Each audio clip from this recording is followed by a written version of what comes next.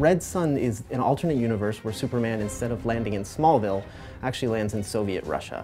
And it's the events of how he would have turned out had he been part of a communist country. The storyline is just one of the most intriguing ones. If he lands in Russia, is really what it's all about. And being able the ability to add an additional 20 missions to our already robust scenario mode, I think it's going to give the players a lot of enjoyment. I thought it was genius, actually, the whole idea of Superman landing in Soviet Russia and how that impacts the storyline. When we knew we were going to be able to do a lot of skins and DC kind of gave us the go-ahead, Red Sun would have been on the top of my list. So the Red Sun pack gets you 3 versions of our characters as if they were in this Red Sun universe. You get Superman, Wonder Woman, and Grundy. It also includes 20 Star Lab missions, which are these stories that take place throughout the Red Sun comic book arc. The Star Lab missions are pretty much the natural evolution of how we've done our challenge missions in the previous games. What we're doing this time around is focusing a lot more on unique individual missions where they're a lot more elaborate. So you get to do a variety of different things, whether it's play something like a 2D side-scroller for a mission or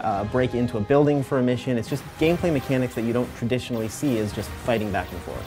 So my favorite thing about the Red Sun design on Superman is the way they took what is still a traditional costume and really gave it this militarized feel. So there's the obvious design element of the hammer and sickle replacing the S for his shield. We hold the S shield for Superman in very high esteem, and it's interesting to see, the hammer and sickle put into that S shield, and I think the graphic of that is really cool. But you also get to see these sort of dark colors and these tight stitching on his collar that really makes him look like this militant figure. We use more of an S-shields type belt for Superman, where I think in the comics it was a little more circular in design, and Wonder Woman had a type of matching belt in the comics. I think the color scheme is awesome, right? Because we have the black and the grays, and then you have that stark red against that. Red Sun Grundy doesn't actually exist in the comic book. We really wanted to expand the universe of Red Sun, so we picked a character that we thought would fit really well in there. So we added Grundy, who's this big communist sort of comrade friend. Red Sun Grundy has a few things that are different and I thought were really cool to add in that gave that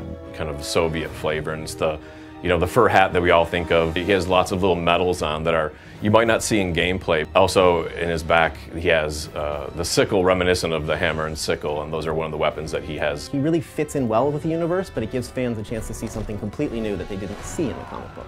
Everyone around here sort of knows that Superman is my favorite character, so even though it deeply pains me to see that hammer and sickle on his chest, he's my favorite because he'll give me a chance to really beat the crap out of this Soviet Superman.